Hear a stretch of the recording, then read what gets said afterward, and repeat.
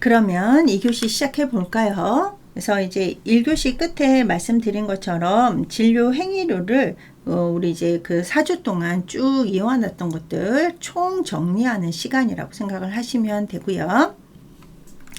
우리 진찰료, 기본 진료료 같은 경우는 자, 뭐에 포함이 된다? 외래 진찰료와 외래 병원 관리료. 그래서 이제 외래 같은 경우는 이렇게 되겠고, 뭐 입원 같은 경우는 이제 입원 진찰료 플러스 입원 병원 관리료 이런 것들이 되겠죠. 근데 우리 기본 진료료 같은 경우는요, 명세서 작성할 때 또 설명을 드리겠지만, 명세서 작성할 때 1란이 있고 2란이 있거든요. 근데 1란 같은 경우는 종별 가산율에 포함이 되지 않아요. 그래서 이 진찰료는 종별 가산율하고 상관이 없다라는 거 좀 기억을 해 주시면 되겠고요. 자, 그 다음에 진찰료 같은 경우는 초진과 재진으로 나뉜다. 그래서 재진 같은 경우는 해당 상병으로 동일 상병으로 계속 진료를 하면 이제 재진이 되는 거거든요. 그리고 치료가 종결이 됐다라고 하면 30일 이내에 다시 내원을 하면 재진, 그리고 치료 종결 여부가 불명확하다 그러면은 90일이 되죠. 그래서 그것도 같이 기억을 해 주시면 되고, 그 다음에 우리 진찰료를 50%만 산정하는 경우가 있었죠. 그래서 1회 처방으로 이제 물리치료라든지 주사라든지 이런 것들을 1회 처방으로 뭐 일주일이나 2주일 계속 내원해서 물리치료만 받고 주사만 맞는다라고 하면 진찰료 50%만 산정하게 되고, 환자가 직접 내원하지 않고 가족이 내원해서 뭐 처방전이나 이런 것들 발급받아서 가실 때도 50%만 산정한다라는 거 기억나시죠? 자, 그 다음에 30% 가산하는 게 있었고요.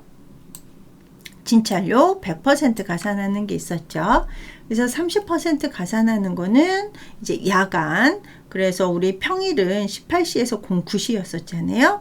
자, 그리고 토요일은 13시부터 09시였다라는 거. 뭐 의원급 같은 경우는 이제 9시부터 09시부터 13시까지도 또 포함이 되기는 하지만 그건 이제 의원급이니까요. 일반적인 거는 토요일 13시부터다. 그리고 공휴일은 30% 가산이 되는 거고요. 자, 100% 가산하는 거 보시면 의원이나 병원급에서 만 6세 미만의 소아가 심야, 그래서 20시부터 그 다음날 07시까지 진찰을 하게 되면 초진, 재진 막론하고 진찰료의 100%를 가산을 했습니다. 그래서 요 100% 가산하는 거는 종합병원, 상급 종합병원은 제외된다라는 것도 다시 한번 좀 기억을 해 주시면 될 것 같고요. 자, 그 다음에 초진료, 재진료 산정하는 거, 그 다음에 진찰료 금액은 그 의원급 그 의료기관에 따라서 각각 다르게 되죠. 그래서 이 진찰료 금액 같은 경우는 의원급이냐, 병원급이냐, 종합병원급이냐, 상급 종합병원급이냐에 따라서 진찰료 금액은 달라지지만 초진료, 재진료 산정하는 거는 같아요. 그래서 처음 내원한 환자, 그래서 처음 내원한 환자는 이제 뭐 초진료를 받지만 신환이라고 하시는 분은 그 병원에 처음 내원한 환자를 진료과하고 관계없이 처음 내원한 환자를 신환이라고 부른다라는 거 같이 기억을 해 주시고요. 자, 그 다음에 입원료 산정 지침 같은 경우는 굉장히 좀 중요하죠. 네. 그래서 입원료 같은 경우는 구성이 이렇게 세 개로 구분이 된다. 그래서 의사가 하는 의학관리료, 간호사가 하는 간호관리료, 그리고 병원 관리료가 포함이 돼서 입원료 산정 지침의 구성이 되는데요. 이 퍼센트도 같이 물론 요양병원은 조금 달랐었어요. 그래서 의학관리료는 40%, 간호관리료는 25%, 병원관리료는 35%로 해가지고 이제 그 입원료가 구성이 되고요. 자, 입원료, 일일 입원료라는 거는 정오부터 그 다음날 정오까지 해서 일일당으로 입원료가 산정이 되게 되어 있습니다. 자, 그리고 입원료에서 50%를 가산해야 되는 시간대가 있었죠. 우리 학생들 기억하실까요? 밤 심야 12시부터 06시까지 입원을 하시거나 아니면 퇴원하시는 날 18시에서 밤 24시까지 해가지고 퇴원을 하시게 되면 이제 50% 입원료 가산이 됐었고요. 자, 그 다음에 이거 입원료 체감제. 그래서 이제 우리 뭐 1일부터 15일까지는 100% 입원료 산정이 되는데요. 16일부터 30일까지는 10%가 감산된 90%가 되고요. 31일 이상부터는 85%.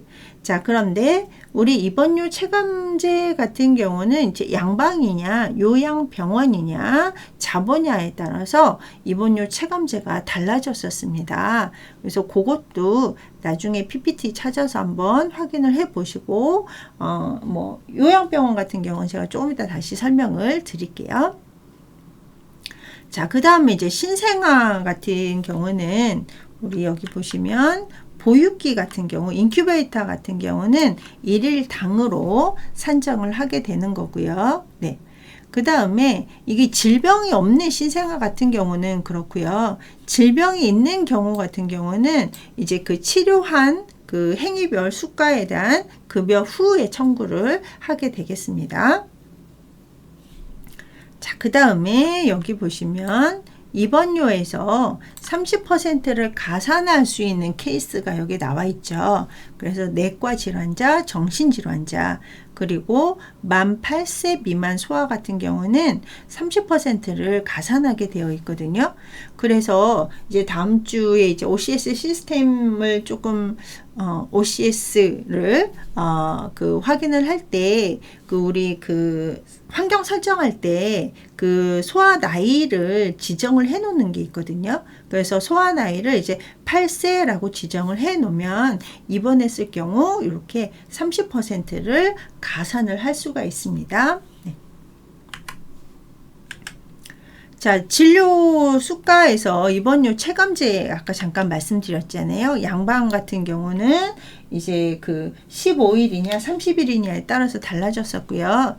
요양병원 같은 경우는 이렇게 입원 기간이 장기간이다 보니까 이제 180일이냐 아니면은 이제 180일에서 270일까지 271일에서 360일까지 361일째부터는 이렇게 감산되는 것들을 확인을 할 수가 있었어요. 그래서 얘 같은 경우도 요즘 이제 요양병원이 워낙 많아지고 있으니까요. 예. 요양병원이 많아지고 있다라는 게 장점인지 단점인지 좀 그렇죠. 네. 그래서 이제 장기 요양에 필요한 이런 환자분들이 굉장히 많이 늘어나고 있다라는 그 반영이 되는 거잖아요. 예. 그래서 확실히 우리나라가 고령 사회가 되고 또 집안에서 이제 병간호할 이런 사람들이 가족분들이 많이 없어져서 결국은 이렇게 병원이라든지 요양시설에 의존할 수밖에 없다 뭐 이런 거를 이제 나타내는 것 같아 가지고요. 물론 이제 이게 나쁜 건 아니지만 이제 뭐 어르신들 노인분들 같은 경우는 좀 집에서 받기 원하시는 이런 분들도 어쩔 수 없이 이렇게 그 공공의료기관을 의지할 수밖에 없게 되는 것 같아요. 수요가 있으니까 이렇게 요양병원도 많이 생기는 거겠죠. 네.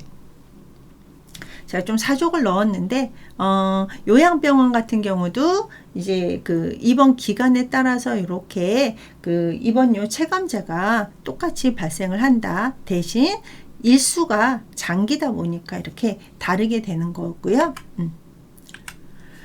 자, 그 다음에 우리 간호관리료 차등제 같은 경우도 이제 종종 시험에 나오는 거라서 제가 또 추가로 한번 넣어봤는데요. 이제 간호관리료 차등제 같은 경우도 이제 양방이냐 요양병원이냐 조금 다르기는 한데요. 여기 보시면 상급 종합병원 같은 경우는 이제 그 소정 점수 산정이 6등급이란 말이에요. 6등급 같은 경우는 제가 저 뒤에서 그 간호사 수를 이제 알려드릴 텐데, 요 간호사 수가 이제 그 6등급이면 소정 점수만 산정이 되는 거고, 여기서 등급이 한 등급 올라갈 때마다 10%씩 이렇게 가산이 돼요. 그래서 상급 종합병원 같은 경우는 이제 그 환자 수, 그러니까 환자 2명에 간호사가 1명이 계시면 이제 1등급이 되면 입원료 소정 점수가 50%가 가산이 되는 거죠. 이건 이제 상급 종합병원인 거고, 이제 병원이나 종합병원 같은 경우는 똑같이 여기 보시면 6등급이 소정 점수 산정이어서 조금씩 이렇게 올라가게 돼서 추가로 가산을 받게 되는데, 여기 7등급 같은 경우는요, 네.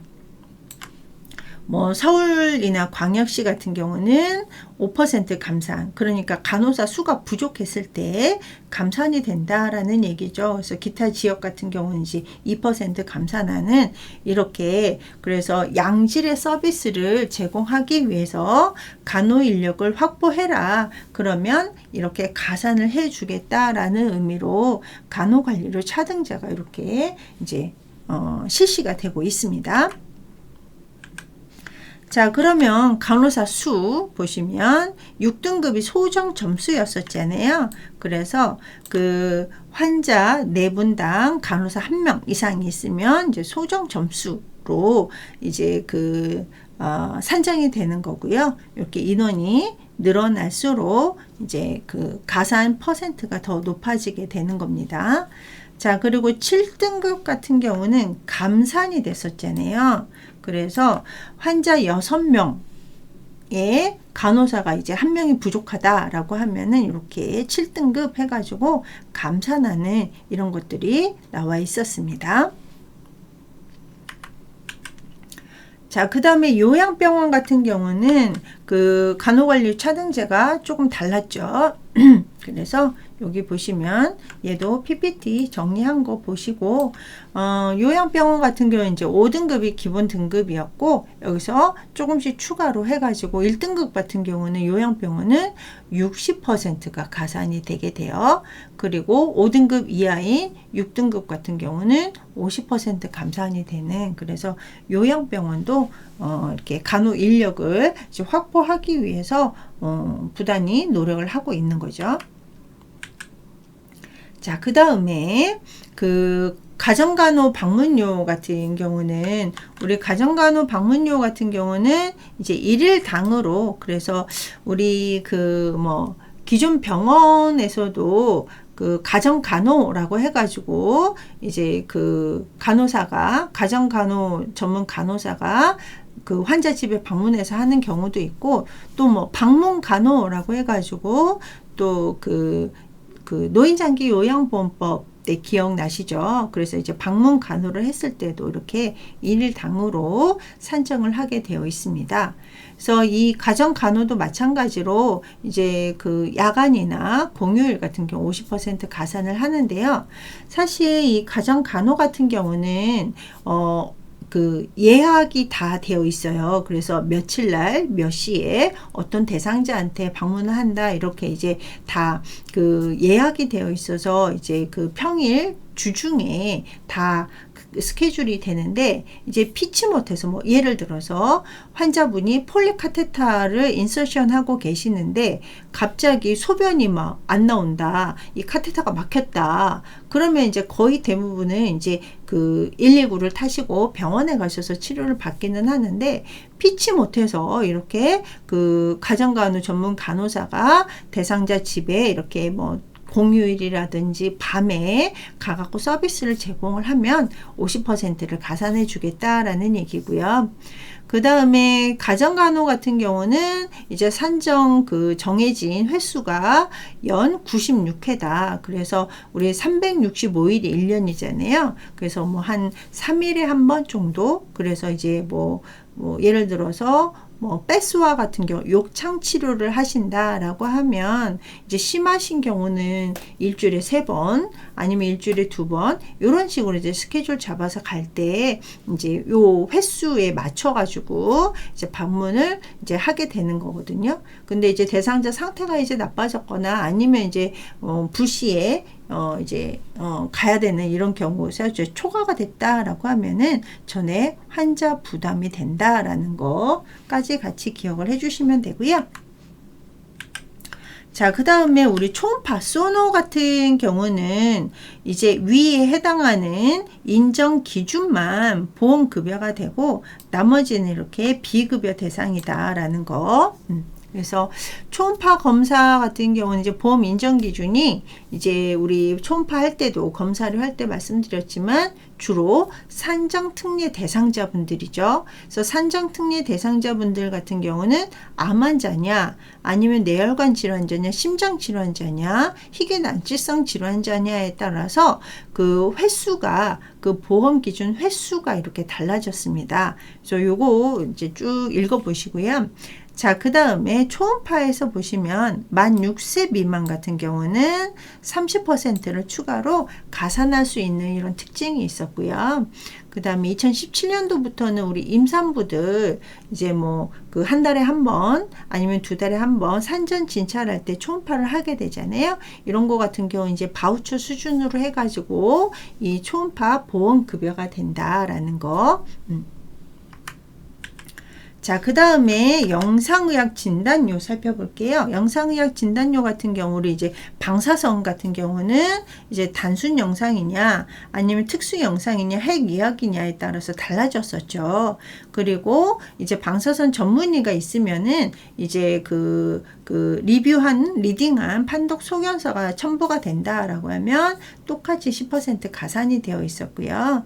그 다음에 우리 그 방사선 같은 경우는 이제 최대 5매까지만 산정한다라고 했던 거 기억나시죠? 그래서 1매부터 해서 2매 뭐 50%, 3매 거기에서 또 50% 이런 식으로 해가지고 뭐 6매 이상 된다 그러면 그 5매까지 산정된 그 기준으로 해가지고 산정이 됐었어요. 자, 근데 여기서 기억하셔야 되는 것 중에 하나가 6세 미만의 가산율이 달라졌었죠. 네. 자, 그래서 보시면 단순 영상료하고 핵의학 영상료 같은 경우는 6세 미만은 15%를 가산을 했었고요. 특수 영상 진단료 같은 경우는 20%를 가산했었어요. 그래서 제가 이거 공부할 때 그 말씀드렸었죠. 특수 영상 진단료 같은 경우는 기본적으로 조영제가 들어가기 때문에 이 조영제의 위험률 뭐 이런 것들을 이제 인정을 해줘서 20% 가산된다라고 말씀을 드렸었고요. 자, 핵의학도 마찬가지로 우리 이제 뭐 MRI라든지 CT라든지 골밀도 검사 같은 경우 또 마찬가지로 이제 그 판독이 됐다라고 하면 10% 가산이 되는 거고요. 자, 여기 방사선 치료료, 네. 그래서 이제 우리가 진단을 하기 위한 진단료하고 방사선 치료료 같은 경우는 조금 달랐죠. 그래서 치료료 같은 경우도 만 6세 미만이 방사선 치료를 했다. 뭐 류케미아라든지 이런 이제 질병으로 인해서 방사선 치료를 했다라고 하면 30% 더 추가로 가산이 됩니다. 자, 그래서 여기 검사료 같은 경우는 자, 여기 이거 우리 그 대칭 기관 있잖아요. 그래서 대상 기관이 양측인 경우 뭐 눈이라든지 이런 경우는 이제 편측이라는 표시가 없으면 소정 점수만 산정한다라는 거 꼭 기억을 하시고요. 편측이라는 그 표기가 있다라고 하면 200% 가산한다라고 말씀드렸었어요. 자, 그리고 검사료에서 이제 기본적인 그 약대나 재료대는 별도로 산정하지 않지만 여기 들어가는 것들은 별도로 산정할 수 있다. 자, 그리고 내시경 검사 같은 경우는 물론 수면 내시경은 조금 달랐었던 거 기억하실 거예요.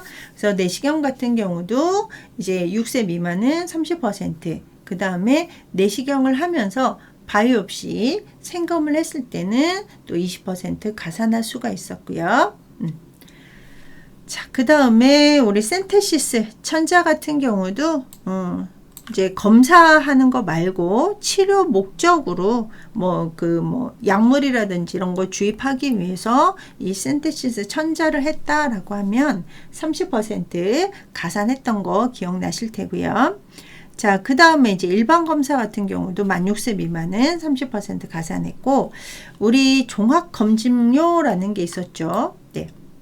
종합검진료 같은 경우는 전문의가 이 리딩 판독을 하게 되면 10%를 가산할 수 있었는데, 얘는 하루에 20인까지 그 종합검사표를 이제 첨부를 하면 종합검진료를 10% 가산받을 수 있었습니다.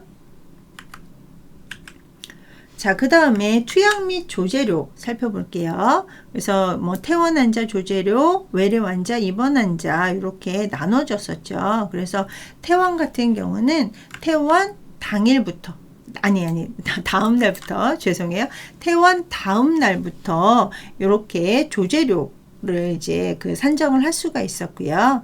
자, 그 다음에 외래 환자 같은 경우는 여기 보시면 하루에 2번 이상 처방 조제를 하더라도 1회만 산정을 할 수 있었고요.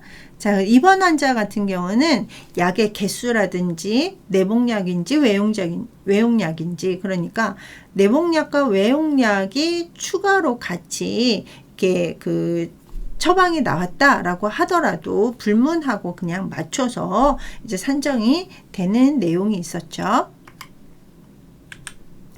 자, 그 다음에 근육주사 같은 경우, 정맥주사, 점적주사, 이것도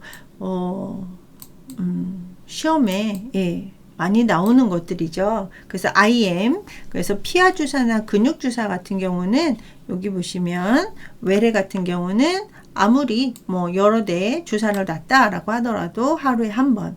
입원 같은 경우는 사실 입원 같은 경우는 8시간마다 해가지고 주사를 이제 한 번에 2가지 이상을 8시간마다 했다 그러면은 사실 6번이 되는 거잖아요. 그래도 입원은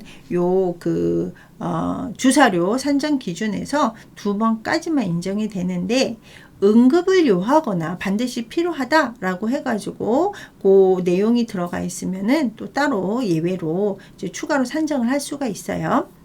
자, 그 다음에 이제 IV인데 일시 주사, 그래서 한 번 이렇게 주사 놓는 IV로 해놓은 것들은 이제 일일만 산정을 하게 되는 거고요. 우리 플루이드 맞는 경우 있잖아요. 점적 주사 같은 경우는 이렇게 병당 또는 포장 단위당 해가지고 산정을 하게 되어 있습니다. 자, 근데 이 점적 주사 같은 경우는 요즘 이제 웬만한 병원에서는 이 인퓨전 펌프를 많이 사용을 하게 되거든요. 그래서 정확한 투여량이 또 환자 치료에 중요하기 때문에, 그래서 인퓨전 펌프를 사용할 때 이 인퓨전 펌프 사용료 같은 경우는 하루에 한 번, 그래서 1일 회당으로 산정을 하게 되어 있습니다. 그래서 얘 같은 경우는 아까도 말씀드렸다시피 중요하기 때문에 꼭 기억을 해 주시고요. 자, 그 다음에 마취료 같은 경우는 이제 마취료는 나이대별로, 그리고 이제 상급 종합병원이나 종합병원은 또 추가로 이제 가산되는 퍼센트가 있었습니다. 그래서 마취료 할 때 신생아는 이제 100%가 되는 거고요. 상급 종합병원이나 종합병원은 120%가 되고요. 예, 그 다음에 만 1세에서 6세까지는 만 1세가 미만인 경우는 50%, 만 1세에서 6세까지 또는 마취료에서 추가가 되는 게 만 70세 이상의 노인분이었잖아요. 그래서 이런 분들 같은 경우는 30% 이렇게 가산이 되는 것을 볼 수가 있었습니다. 그래서 요 나이대 구분 같은 경우는 나중에 좀 썸머리를 해 놓으시고요. 자, 마취료 산정 지침에서 보시면 마취료는 마취를 하는 행위료하고 마취에 필요한 재료나 약재를 합쳐서 마취료로 산정을 하게 됩니다. 그리고 마취 같은 경우도 이렇게 야간이나 공휴일에는 50% 가산을 하게 돼요. 그래서 마취 시작 시간이 이제 중요하게 되는 거죠. 왜냐면 여기 밑에도 나와 있다시피 마취료 시간에서 기준 시간은 1시간으로 기준이 되어 있는데 1시간을 초과해서 마취가 계속 지속된다 라고 하면 15분마다 해가지고 산정을 할 수 있기 때문에 마취 시작 시간을 정확하게 기록을 해 놓으시는 게 중요하겠죠. 자, 그리고 5번 보시면 이제 그 종합병원이라든지 상급 종합병원 같은 경우는 마취과 전문의가 상주하는 경우가 있는데, 만약에 이제 뭐 병원급이나 의원급에서 마취과 전문의를 초빙해서 마취를 시행한다라고 하면 초빙료를 또 따로 산정을 할 수 있다라는 거 이제 배웠었고요. 자, 그 다음에 이항요법료 해가지고 이제 우리 물리치료 같은 경우는 기본 물리치료냐, 단순 재활치료냐, 전문 재활치료냐에 따라서 달라졌었죠. 그래서 우리가 이제 이 이항요법료 같은 경우는 중요한 게 그 장소라든지 시설이라든지 인원 같은 경우 이제 우리 병원에는 이런 인원이 있다, 이런 시설이 있다라는 것들을 미리 심사평가원에다가 신고가 된 상태에서 신청을 할 수 있다라고 말씀을 드렸었죠. 예. 그리고 얘도 마찬가지로 횟수는 조금 기억을 해 주시기 바랍니다. 얘는 외우기 쉽죠. 주사료하고 똑같잖아요. 네. 자, 그리고 이제 그 물리치료사의 물리치료료 같은 경우는 1인당, 물리치료사 1인당 하루에 30명까지 인정을 하는데, 1일당이 아니라 월 평균으로 해가지고 1일 30명까지 인정이 된다라는 거. 자, 그 다음에 정신요법료 같은 경우는 우리 1교시에서 한방에서도 나왔었잖아요. 그 한방 신경정신과 의사 전문이냐 전공이냐에 따라서 달라졌었는데, 양방도 마찬가지로 정신요법료가 이제 그 정신건강의학과 전문의가 이제 환자에게 이제 치료 방법을 하는 이런 것들을 정신요법료로 이제 산정을 하게 되는데, 네. 그래서 그 전문의 지도 하에 여기 보시면 3년차 이상이냐 1년차에서 4년차 모두 가능하냐, 요거 조금 기억을 해 주시면 될 것 같고요. 그 다음에 여기 이제 마지막 보시면 정신의학적 사회사업이라는 게 있는데, 이제 그 정신건강의학과 환자분들 같은 경우는 사회로의 복귀가 굉장히 중요한 또 포인트 중에 하나잖아요. 그런 것들 이제 사회복지사가 직접 실시를 했을 때 추가로 또 산정할 수 있는 이런 분류 항목이 있었습니다. 자, 그 다음에 처치 및 수술료 같은 경우도 이제 앞에서 이렇게 많이 나왔던 것들 있잖아요. 뭐 야간, 공휴일, 그 다음에 응급의료관리료 이런 것들, 그리고 처치료에서 또 추가로 기억하셔야 되는 것 중에 하나가 이거였죠. 3번. 네. 그래서 이제 그 동일 피부 절개 하에, 그러니까 인시전을 한 번 넣었는데 2가지 이상의 수술을 했다. 그러면 주된 수술은 100%인데 요거 기억해 달라라고 말씀드렸죠. 부수된 수술, 제2 수술 같은 경우는 종합병원급 이상은 70%였고요. 병원급은 50%였었습니다. 그래서 요 차이점 기억을 해 주시고요. 자, 그 다음에 만약에 이제 그 플랜을 짜가지고 이제 서전들이 수술을 하기는 했는데, 처음에 플랜 짰던 대로가 이제 개복을 해봤더니 뭔가 좀 다르다라고 해서 부득이하게 수술을 중단했을 때는 이제 그 수술 중단할 때까지의 그 시술 과정을 비슷한 수술 항목으로 산정을 할 수 있다라는 것들 나와 있었죠. 그래서 우리 메디컬 드라마 같은 거 보면 그런 얘기 나오잖아요. 수술 들어갔는데 예기치 못한 이런 이제 돌발 상황이 발생해서 아니면 이제 우리가 보지 못했던, 그러니까 검사하거나 진단할 때 보지 못했던 이런 것들이 나와서 다시 이제 닫았다, 이런 얘기 들어보셨을 거예요. 그럴 때는 아무것도 산정을 못하느냐? 그거는 아니다라는 얘기죠.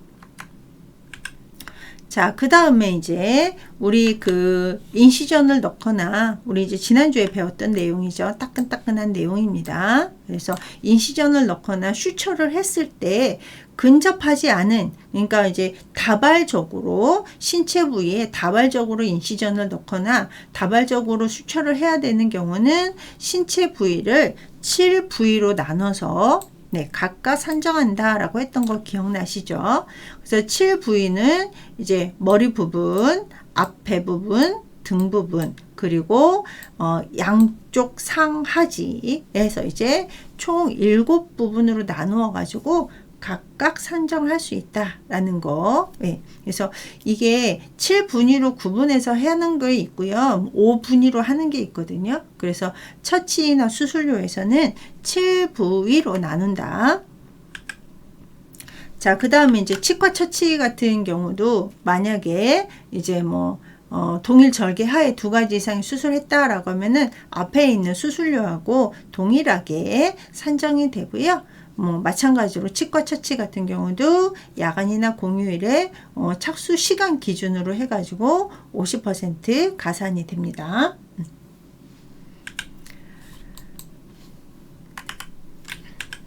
이렇게 해서 이제 12주차 강의를 마칠 텐데, 그래서 이제 우리 앞에서부터 쭉 기본 진료로부터 해서 진료 행위로 산정하기를 이제 4주 동안 자세하게 공부를 해 봤습니다. 자, 우리 학생들 수고하셨습니다.